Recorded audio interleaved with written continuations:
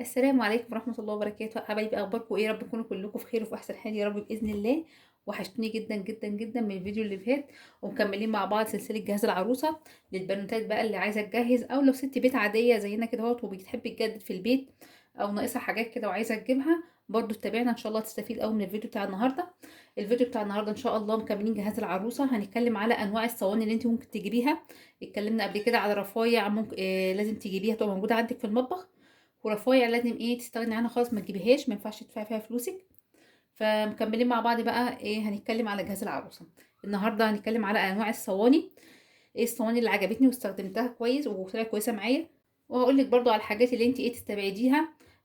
لو انت عايزه تجيبي يعني حاجه كويسه ونضيفه وكده تستحمل معاكي وتقعد معاكي ما تغيرهاش بقى. فيلا بينا نسمي الله ونشوف هنقول ايه.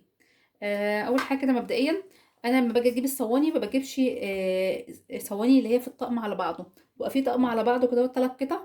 بيبقى في علبه كده مع بعضه. بيبقى ليه مقاس معين انت محكمه بيه، ما يعني انت لو عايزه تجيبي مقاس تاني بتجيبي بقى فرداني. فانا بصراحه ما بجيبش الطقم خالص اللي في العلبه دوت وبجيب وبجيب فرداني، بنقي المقاس اللي انا محتاجاه. فانا نقيت المقاسات اللي انا محتاجاها وجبتها. وانتي برضو كده لو عروسه وشفتي مثلا العلبه على بعضها مش عاجباكي، فما تجيبيش العلبه على بعضها الطقم على بعضه، ابدأي نقي المقاس اللي انتي محتاجاه. هتجيبي مقاس مثلا صغير على قدك مثلا انت وزوجك، هتجيبي بعد كده حاجه اكبر في حاجه اكبر. لو عندك عزومه فهتنقي المقاس اللي انتي محتاجاه واللي انتي حاسه انه هيناسبك. تمام كده. فهتجيبي طبعا من الصواني. هقول لكم طبعا على الماركه اللي انا استعملتها وبقت كويسه معايا. بس مبدئيا هقول لك هتجيبي ايه. هتجيبي الصواني المدوره اللي هي زي كده. تمام كده. اللي هي الحجم اللي هي ليها ارتفاع عالي زي كده، ارتفاعها سمكها عالي كده. تمام. وهتجيبي من صواني المربعه اللي هي زي كده. تمام كده، او المستطيله زي ما انتوا بتحبوا تسموها، انا بصراحه بسميها المربعه. زي ما انتوا عايزين تسموها، عايزين تسموها المستطيله المربعه زي ما انتوا تحبوا تسموها.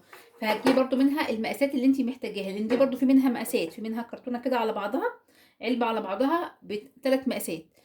فانت بقى عايزه تجيبيها على بعضها، هتي عايزه تجيبي فرداني زي ما انا بجيب، تمام براحتك جدا زي ما انت حابه. بس نصيحه مني ليكي خليكي في الفرداني عشان تجيبي المقاس اللي انت محتاجاه. تمام كده. في برضو هتجيبي الانجليش كيك. الانجليش كيك دوت حلو قوي، هينفعك في حاجات كتير على فكره. يعني مش مقتصر على الكيك بس، مش هتعملي فيه كيك بس، لا هتعملي فيه كيك، هتعملي فيه توست، هتعملي فيه مثلا لو انت عامله لانشون مثلا وعايزه تحطي هنا حاجه مستطيله كده فهتحطيه. بصي اي افتكاسات انت عايزه تعمليها في المطبخ ده هينفعك جدا، فما تستقليش بيه. ما تقوليش لا انا هعمل بيه ايه، لا حلو هينفعك في المطبخ. ممكن تجيبي منه مقاسين، ممكن تجيبي المقاس اللي انا جايباه دوت، ده مقاس 30. وممكن تجيبي حاجه اكبر شويه لو انت هتعملي يعني حاجه في عزومه او حاجه. ف قلنا كده هنجيب الصواني اللي هي العاديه اللي احنا بنستخدمها كلنا في البيوت، اللي هي ارتفاعها عالي زي ديت. علشان لو انت مثلا عامله مثلا صينيه بطاطس فتيجي تفور مثلا في الفرن او على البوتاجاز، فما تنزلش منها الصوص بتاعها. فعشان كده ارتفاعها عالي، انك بتستخدميها في حاجات ممكن توقع الصوص اللي فيها. عايزه اقول لك كمان وانت بتشتري هتلاقي ان في صواني ليها يد، ليها يدين كده اهوت من الناحيتين، ايد من هنا وايد من هنا. ما تحاوليش تجيبي ديت، انا عن نفسي وانا بشتري مرضتش اجيبها خالص. بتبقى رخمه بعد كده في التنظيف. هي اي نعم هتنفعك، هتمسكي منها وكده، بس في نفس الوقت هتلاقي بعد كده في مشاكل مش عارفه تنضفيها. هتلاقي حواليها كده اهوت حاجات اسمرت وحاجات بقت غامقه كده، فانت هتبقي مسترخمه شكلها ومش هتعرفي تقدميها حتى قدام اي حد، ومش هتعرفي تنضفيها. فنصيحه مني ليكي ما تجيبيش ام ايد، علشان بتعمل حواليها كده اهوت من الجناب حاجات سودة هتبقى صعب في تنظيفها. تمام. انا بقول لكم على على ان انا عارفاه، انتوا برضو براحتكم لو انتوا حابين. هقول لكم برضو على غلطه انا غلطتها لما جبت الصواني ديت. هنا كان في ستيكر بتاع الماركه، فانا ما شلتهوش بصراحه، يعني صبنت الصينيه كويس. انا عن نفسي لما بشتري اي حاجه في المطبخ لازم اغسلها قبل ما طبعا ما استعملها. بس ديت ما شلتهاش، يعني كان اول مره غسلتها وما طلعتش معايا الورقه، ما طلعتش معايا الاستيكر اللي هو البيج بتاع الصفحه او بتاع الماركه. فما طلعش معايا فسبته، فاستعملت الصينيه ودخلتها الفرن. فلما يعني بعد كده بصوا علمت مكانها. بحاول طبعا كل مره ان انا اطلعها بس ما بتطلعش، فانت ما تغلطيش غلطتي. قال تستعملي الصينيه وتدخليها الفرن او تحطيها على البوتاجاز، شيلي الاستيكر بتاعها اللي بيبقى مكتوب عليه اسم الماركه. تمام كده. دي كذا حاجه بقولها لكم عشان انا وقعت فيها فتجنبوها. في عندنا بقى بتاعه الكب كيك، ودي برضو يعني كانت ماركه كويسه، ما كانتش برضو يعني حاجه اي كلام. بصي نصيحه مني ليكي وانتي بتشتري صواني، يعني ايه استنضفي الماركه، ما تقوليش لا انا ايه هجيب اي حاجه خاصه الاسعار، لا ممكن تجيبي حاجه في حاجه. النهارده تجيبي حاجه، الشهر الجاي تجيبي حاجه، لغايه ما تجيبي الحاجات اللي انت ايه حاسه ان هي هتبقى قيمه معاكي، وان هي يعني هتستحمل معاكي الاستعمال، ومش هتتبهدل منك ويبقى صعب في تنظيفها. تمام كده. فدي بتاعت الكب كيك. دي كنت جايباها حوالي من فتره طويله قوي، مش دلوقتي، كانت تقريبا 130 جنيه، فبصراحه مش متذكره قوي السعر. بس هي كويسه ما شاء الله، حجمها كويس. تقيله مش خفيفه يعني، ولا هي خفيفه ولا هي تقيله، يعني حاساها كويسه، يعني تقولها حلو، كويسه محمله كده شويه. فبرضه مفيش غنى عنها. هتجيبي صينيه كب كيك، عايزه تجيبي اللي هي النص، اللي هي ست وحدات او 6 كب كده، هاتي واحده منها وهاتي واحده من اللي هي ال 12. لو انت مثلا هتعملي 6 كبات يبقى ايه عندك مثلا اللي هي النص ديت، هتعملي 12 يبقى عندك دي، هتعملي عدد كبير لو عندك عزومه يبقى عندك ايه الاتنين. فانت شوفي انت محتاجه ايه. انا ساعتها كنت محتاجه الكب دوت، يعني المقاس دوت فجبته. انت حسب ايه، حسب يعني استخدامك وحسب ما انت عايزه. بس نصيحة مني ليكي هاتي اتنين، هاتي واحدة نص وواحدة اللي هي ال 12. تمام كده. يبقى قلنا على الصواني بتاعت الكب كيك، وقلنا على الانجليش كيك، وقلنا على صواني الفرن العادية اللي احنا كلنا بنستعملها في البيوت عندنا. عايزة اقول لكم برضو ما شاء الله يعني تقيلة وحلوة ومحملة وكويسة ما شاء الله، وبقالها فترة معايا وما شاء الله. بصوا يعني استخدامها حلو وتنظيفها حلو برضو، ما بتضايقكش في التنظيف. بتدعكيها حلوة سهلة جدا. دي الحاجات اللي هي الالومنيوم اللي ايه اللي مفيش غنى عنها. ان الكيك ما ينفعش يتعمل يعني غير فيها، لازم الكيك يتعمل في حاجات الومنيوم. ما تقوليش مثلا هجيب انواع تانية، هجيب جرانيت او هجيب مثلا تيفال او هجيب سيراميك او هجيب اي حاجه من دي. لا بصوا الكيك يعني الومنيوم. صواني البطاطس، صينيه البطاطس ما بتبقاش حلوه وطعمه كده غير في صواني الالومنيوم. فهي مفيش غنى عن الالومنيوم، لازم هتجيبيه في الجهاز. حتى لو انت هتجيبي انواع تانية، لو انت هتجيبي سيراميك وهتجيبي تيفال وهتجيبي جرانيت وهتجيبي حاجات تانية، فلازم مفيش غنى عن الصواني ديت، لازم تبقى اساسيه عندك في المطبخ. تمام كده. هنيجي بقى عند صواني البيتزا او صواني البسبوسه، دي برضو مفيش غنى عنها في المطبخ، حاجه اساسيه كده في المطبخ عندنا. صواني بيتزا او صواني بسبوسه زي ما انت حابه تستخدميها. الاستخدام اللي انت حابه تستخدميه استخدميه، بس هي هتنفع اكتر في البيتزا وهتنفع في البسبوسه. ولو انت بتشوي فراخ في الفرن بس، هما دول يعني بيتهيألي هينفعوا معاها. لان ليه بقى؟ لان ارتفاعها مش عالي، ارتفاعها قليل قوي. فلو حطيتي مثلا فيها اي حاجه فيها صوص هتفور وتقع.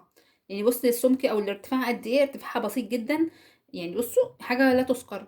فمش هتنفع معاكي ان انت تعملي فيها صواني فيها صوص، هتلاقيها هتفور وتبهدلك الدنيا وتبهدلك البوتاجاز. لكن هي امثل حاجه ليها ان انت لو هتشوي فيها فراخ مش هتفور طبعا. هتعملي فيها بيتزا طبعا مش هتفور. بسبوسه بتبقى حلوه جدا فيها صينيه البسبوسه، علشان بتاخد اللون بسرعه وما بتاخدش وقت في الفرن. برضو كنت جايبه منها فرداني، ما كنتش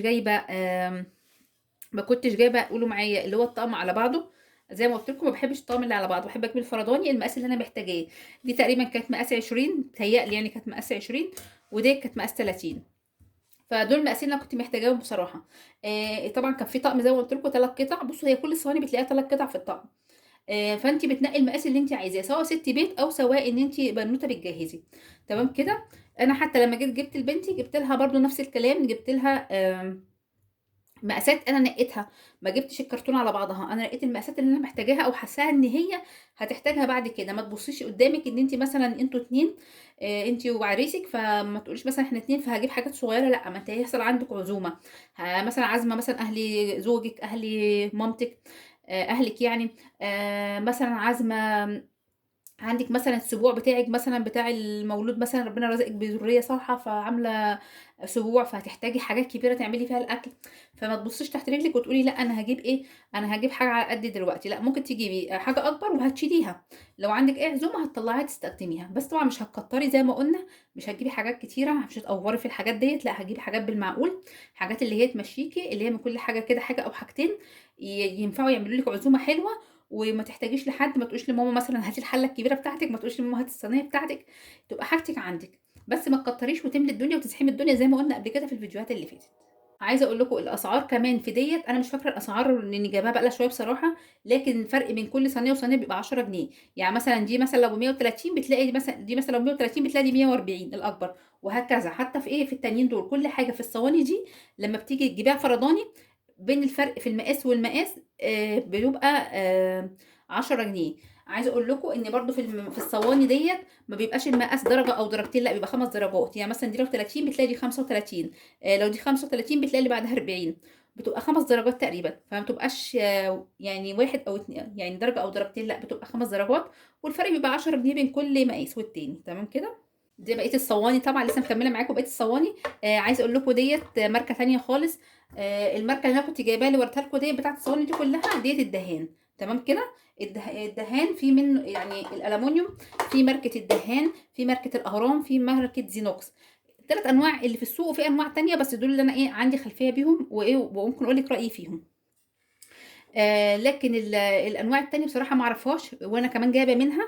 يعني جايبه ماركه اسمها الشروق، مش عارفه يعني، مش عارفه يعني حلوه ولا ايه، انا ما جربتهاش اصلا. ديت هتجيبيها. دي بتاعت ايه؟ دي بتاعت الكيكه. لو انت عايزه تعملي مثلا تورتايه، فعايزه تعملي ارتفاع، عايزه تعملي كيكه ارتفاعها عالي، فهتجيبي اللي هي ايه، اللي هي بتبقى واخده الشكل دوت. تمام كده اهي.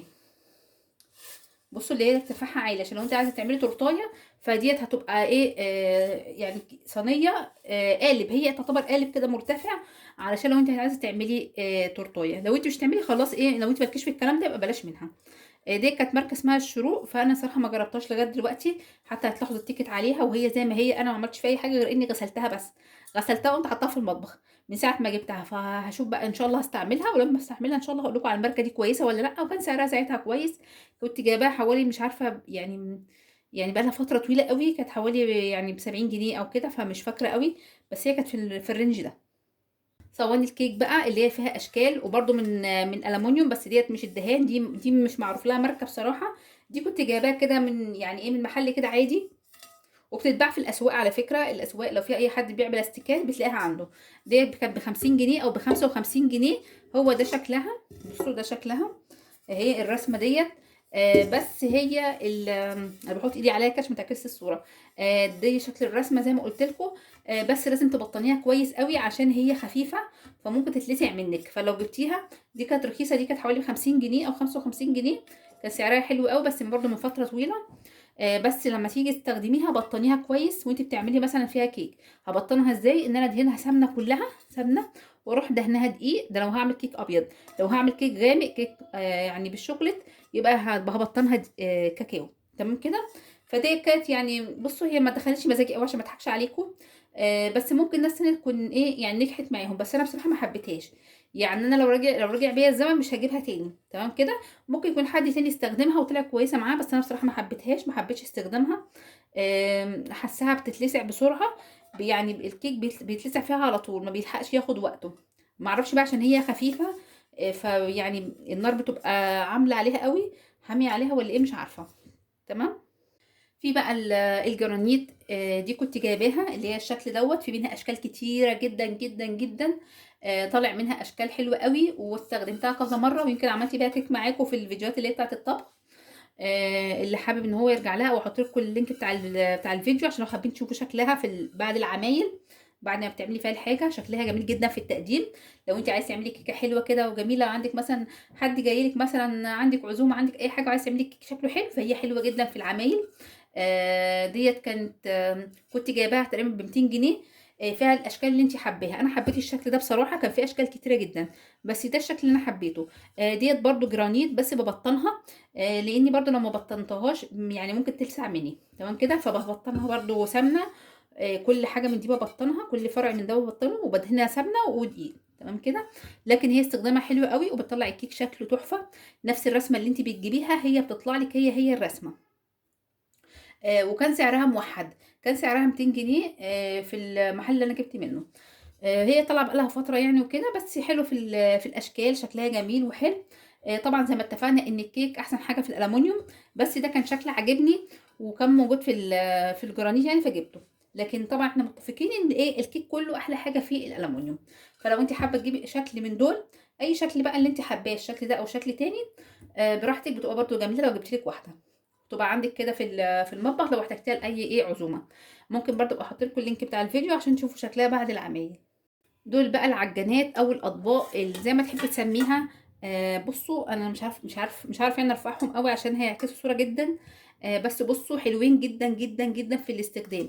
دول مقاسين انا جايباهم، وجايبه مقاس تالت بس ده اكبر شويه، ده بتاع العجن بقى، اللي هو لو مثلا تعجني مثلا 5 كيلو دقيق ولا حاجه ده جايباه. عجان حلو قوي، العجن فيه حلو يعني. عايزه تسميه طبق او تسميه مثلا عجانه او اي حاجه زي ما انت بتحبي، هو نوع ستانلس بس حاجه نظيفه حاجه محترمه، وما كانش سعره غالي لما انا جبته، انا جايبه من فتره بصراحه. فحلو جدا لو انت جبتي لك كام مقاس كده اهوت عندك في المطبخ تستخدميهم. لو انت مثلا هتعجني مثلا شويه حاجه كده، شويه عيش صغيرين، او هتعملي شويه فينو على قدك كده اهو، فهاتي الحجم اللي انت ايه يعني هاتي كذا حجم علشان يبقى عندك كذا حجم موجود لو تعملي فيه اي كميه. فنصيحه مني ليكم بلاش الحاجات البلاستيكات اللي هي في الاطباق البلاستيك اللي احنا بنجيبها، هوريها لكم دلوقتي اهو زي كده. يعني انت لو مثلا لو جيتي خيرتيني بين الطبق البلاستيك ده وبين العجانه اللي زي دي او الطبق الاستانلس ده، هقول لك لا الطبق الاستانلس لو انت لسه هتجيبي. ده طبعا بقاله فتره عندي طويله الحمد لله ما شاء الله، بس طبعا هو بيتبهدل، بيتكسر، بيتعمل يعني يحصل له كده اي خدش كده. فالعملي اكتر هيبقى دي، طبعا دي عمليه اكتر. فلو انت لسه بتجيبي وما خلصتيش حاجتك يعني كلها، فايه هاتي حاجه زي كده. حاجه زي كده تبقى انضف في غسيلها، سهله في الاستخدام، سهله في التنظيف، مش بتتبهدل منك. عندي بقول لك بقى لها فتره طويله جدا جدا ما شاء الله اللهم بارك، وحلوين جدا معايا، وجايبه منهم الحجم الكبير زي ما قلت لكم. بس فكده بصوا كل حاجه وريتها لكم، بصوا كل حاجه وريتها لكم، ما خبيتش عليكم اي حاجه خالص. وقلت لكم الانواع، لسه هقول لكم طبعا الانواع، الثلاث انواع اللي موجودين في السوق زي ما قلنا، اللي هي الدهان وزينوكس والاهرام. الماركه اللي انت حباها منهم هاتيها، بس انا بصراحه استعملت الدهان وبرتاح معاها، يعني انا برتاح مع ماركه الدهان كويس جدا. لكن عايزه اقول لكم برده من باب الامانه ان القالب دوت قالب زينوكس حلو جدا على فكره، جميل وخامته حلوه ما شاء الله مش وحشه. بصوا ما شاء الله حلو مش وحش، واستعماله حلو. اللي هو القالب الانجليش كيك دوت حلو جدا. ده ماركه اللي هو زينوكس، ده مقاس 30 ماركه زينوكس حلو قوي. مش وحش، عشان برضو ايه ابقى يعني صادقه معاكم. لكن انا بصراحه بحب اجيب الدهان، بس خدي بالك وانت بتجيبي الدهان، في الدهان الاصلي وفي الدهان التقليد. فركزي وانت بتجيبي، ما تجيبيش اي ما تجيبيش اي ورقه كده مكتوب عليها الدهان وخلاص. هتلاقي الدهان مطبوع عليه، هوريكي برضو.